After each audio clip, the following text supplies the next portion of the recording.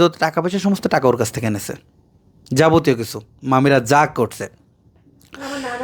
এবং যে সোনা কেনা হয়েছে ওকে যে দিয়েছে 2 লাখ টাকার যে স্বর্ণ, সব ওর মামার ওই নানার কাছ থেকে নিছে, ওইখান থেকে ওই নানার ওইখান থেকে ওর নানা ওকে যে টাকা দিয়েছিল সেখান থেকে নেয়া। এবং সমস্ত পরিবার সব আত্মীয় স্বজন জানে যে ওর মামিরাই দিতেছে, মামারাই দিতেছে। এরপর হচ্ছে এসে আমরা কোনো কিছু কেউ খাইতে পারে না, এখানে এত বাজে রান্নাবাড়া করছিল, মানে কেউ মুখে দিতে পারে না, সবাই বাসায় গিয়ে যার যার মতো খাইছে। তা আমরা আমাদের মতো স্বর্ণ টন্ন পরে চলে আসলাম। এরপর ওরা গেছে। এর মধ্যে ব্ল্যাক ম্যাজিক কোত্থেকে? তারপর হচ্ছে ওরা যে গেছে, আমাদের হচ্ছে 3টায় টাইম দিয়ে ওরা 4টা 5টায় গেছে। ওরা চলে গেছে, ওর কাছ থেকে তেলের টাকা নিয়েছে, যে গাড়ি 2টা ওর কাছ থেকে তেলের টাকা নিয়েছে।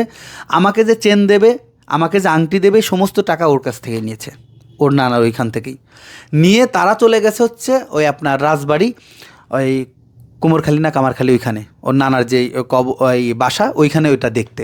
আমাদের বাসার অনেক লোক ডায়াবেটিসের রোগী, তারা না খেয়ে বসে আছে, 4টা 5টা বেজে যায়, তারা আসে না। তার ওইখান থেকে ঘুরে তারপরে এখানে আসে, এইখানে এসে তারপরে আমাকে আংটি পরে তারপরে ব্যাক করলো। এরপর হচ্ছে আমরা উঠলাম, উঠে ও আর আমি কী করলাম, একটা বাসা নিলাম। বাসা নেওয়ার মানে আমি তো তখন ছিলাম হচ্ছে ইসে আপনার মেসে, আমার ইমিডিয়েট তখন পুঁজি নেই, কোনো টাকা পয়সা নেই। না থাকার কারণে ওকে আমি সব শেয়ার করলাম, বললাম যে আমার কাছে টাকা আছে। আমি বললাম তাহলে তুমি আমাকে কিছু ধার দিতে পারো, নতুন